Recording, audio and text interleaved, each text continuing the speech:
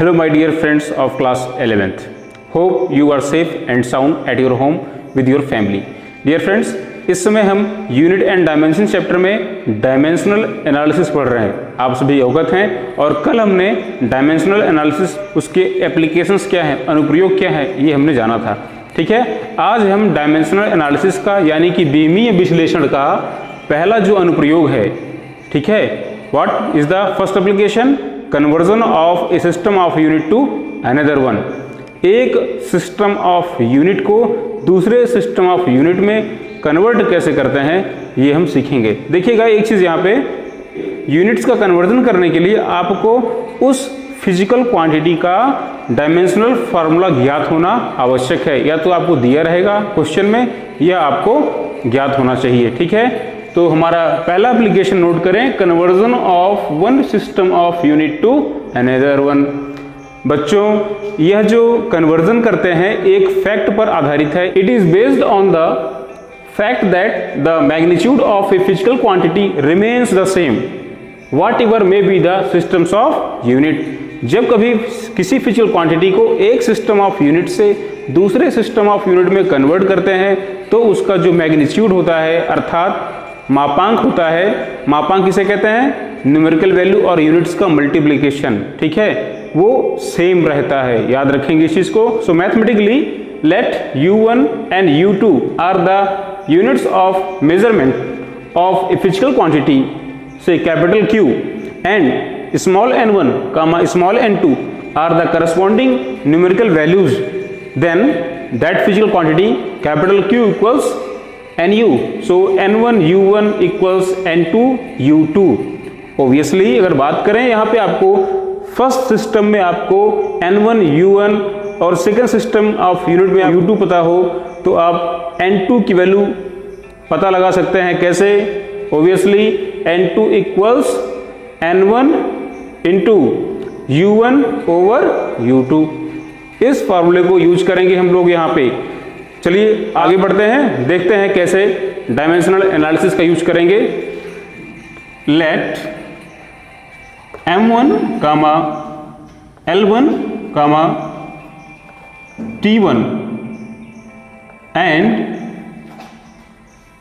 M2 L2 comma T2 be the size of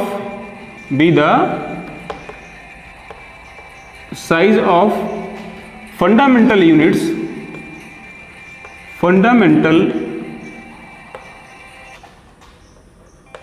units in given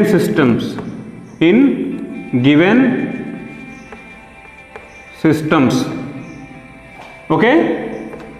मान लेते हैं कि M1 L1 T1 और M2 L2 D2 क्या है? ये यूनिट्स की साइज हैं जो हमारे सिस्टम दिए गए हैं। पहले सिस्टम में M1 L1 T1 साइज है मास, लेंथ और टाइम की, और दूसरे सिस्टम में जो है मास, लेंथ की और टाइम की जो साइज है वो M2 L2 T2 है।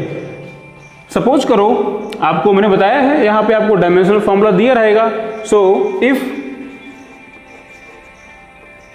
m raise power a, l raise power b, t raise power c be the dimensional formula,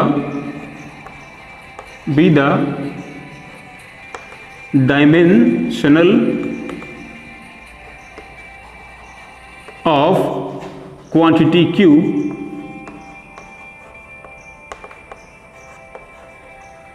then u1 first unit को लिखेंगे। u1 इक्वल्स क्या हो जाएगा जरा बताइए? u1 इक्वल्स आपका हो जाएगा फर्स्ट सिस्टम में यूनिट की साइज m1 l1 t1 है, so m1 raise power a, l1 raise power b and t1 raise power c, ये यूनिट की साइज हो जाएगी। राइट, इस तरीके से अगर बात करें दूसरा जो यूनिट होगा u2 को हम लोग लिखेंगे इस तरीके से, u2 equals m2 raise power a, L2 raise power b and T2 raise power c। Correct? So therefore आप यूज करें इस फॉर्मूले को। N1 U1 equals N2 U2. So implies that N2 equals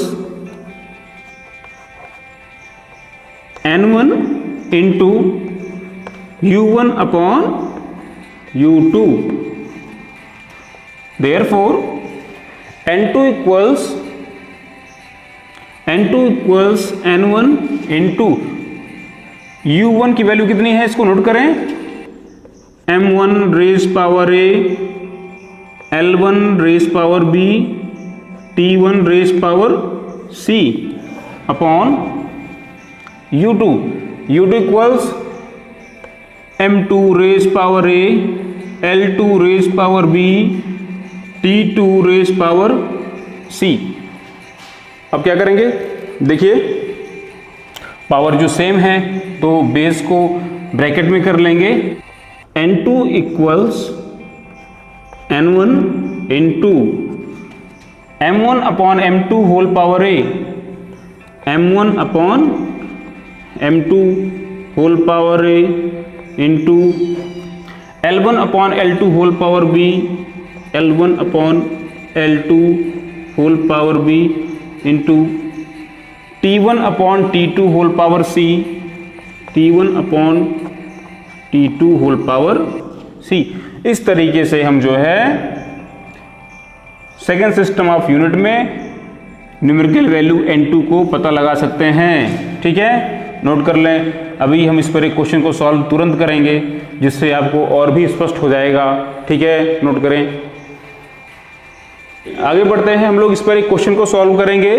ठीक है, इस फॉर्मूले पर हम एक क्वेश्चन को सॉल्व करेंगे. देखेंगे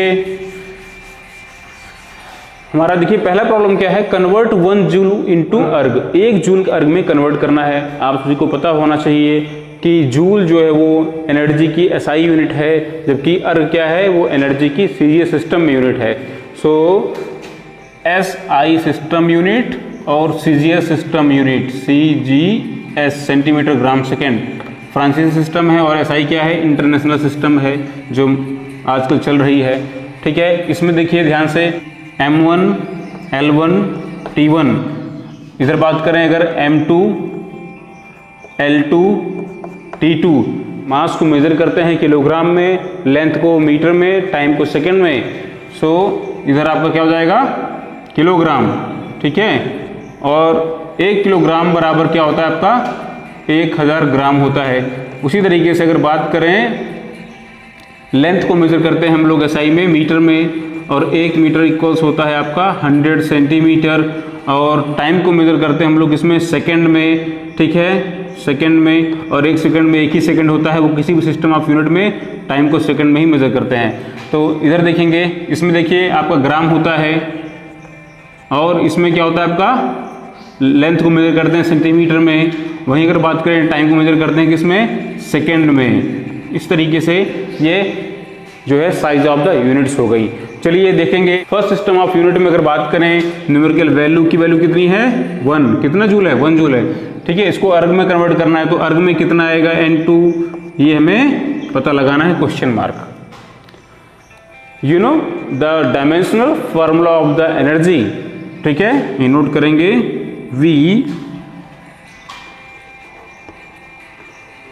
we know that dimensional formula of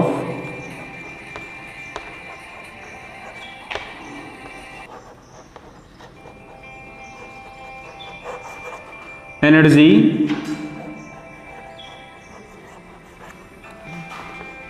is mL2T minus 2. ये इसका डायमेंशनल फार्मूला होता है. N2, देखिए N2 के लिए फार्मूला क्या होता है, नीचे आपको दिया गया है. N2 इक्वल्स क्या होता है, N1. So therefore N2 equals N1.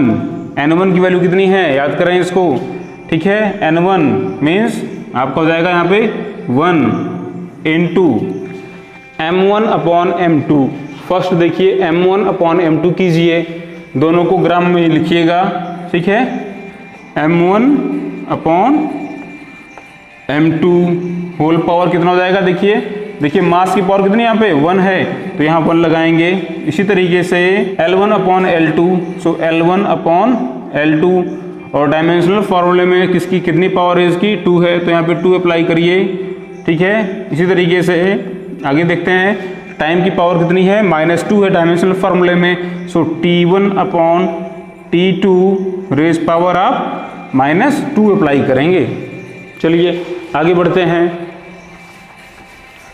बढ़ते हैं तो N1 इक्वल्स आपका 1 है, ठीक है, N1 इक्वल्स आपका 1 है, इनटू देखेंगे मास को 1 किलोग्राम मीन्स 1000 ग्राम, ठीक है, and 1 gram, so M1 upon M2 करेंगे तो 1000 अपॉन 1 हो जाएगा, 1000 upon 1 raise power 1 into L1 upon L2। देखिए L1 means 1 metre means 100 centimetre and L2 means 1 centimetre, so 100 centimetre upon 1 centimetre 100 by 1 raise power 2 into time T1 upon T2, second SI में भी time को major करते हैं second में, और ये system में भी मेजर करते हैं किसमें, सेकंड में, so 1 upon 1 and raise power -2। इस तरीके से 1 into 1000 upon 1 raise power 1 that is 1000 into 100 upon 1 raise power 2 that is 10000 into 1 upon 1 that is 1 raise power -2। और आपको पता है 1 की कितनी भी पावर हो उसकी वैल्यू 1 हुई होती है, सो आपका आंसर आएगा 1। So therefore 1 into 4 into 3 that is total 7, so 1 into 10 to the power 7, so इसलिए आपकी N2 की वैल्यू हो गई 10 to the power 7। So therefore 1 joule equals 10 to the power 7 erg. Answer